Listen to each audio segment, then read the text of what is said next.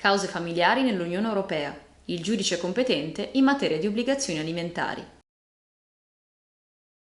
Come anticipato in alcuni precedenti video di cui vi lasciamo il link in descrizione, l'Unione Europea disciplina i profili di sua competenza in materia di obbligazioni alimentari che nascono nell'ambito di rapporti familiari con il Regolamento 4 del 2009, relativo alla competenza, alla legge applicabile, al riconoscimento e all'esecuzione delle decisioni in materia di obbligazioni alimentari.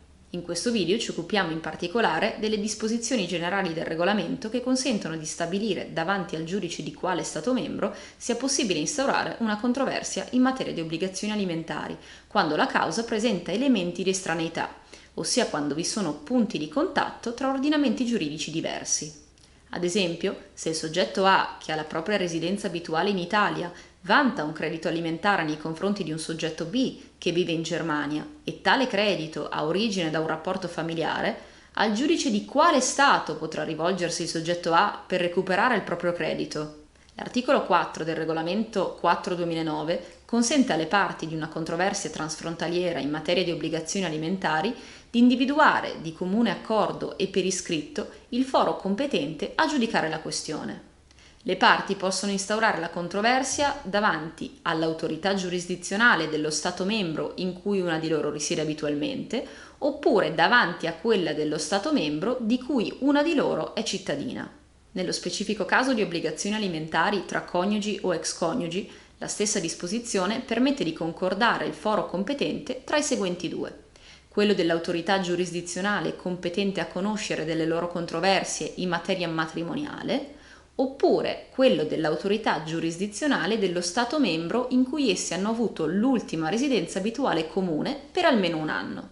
Il regolamento esclude la possibilità di accordarsi sul foro competente nei casi di obbligazioni alimentari nei confronti di minori di 18 anni. Questo perché sia considerato più tutelante per il minorenne che i criteri da utilizzare per l'individuazione del giudice competente nel suo caso fossero quelli generali.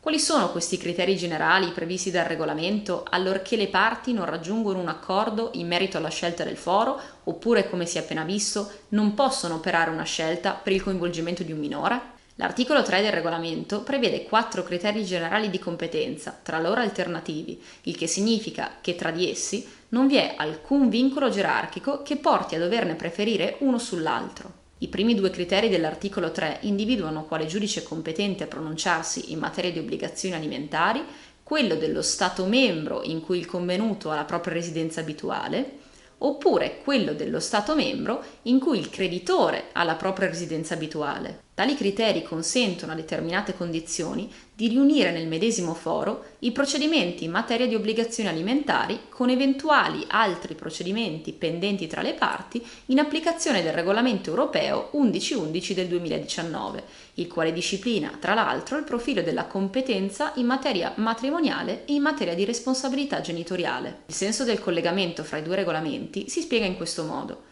Molto spesso, nelle controversie in materia matrimoniale oppure in materia di responsabilità genitoriale, si affronta anche il tema delle obbligazioni alimentari. Permettere quindi allo stesso giudice di affrontare entrambe le questioni risulta decisamente più agevole. Iscrivetevi al nostro canale, abbiamo un'intera sezione dedicata al diritto di famiglia. Per maggiori informazioni visitate il nostro sito e seguiteci sui social media.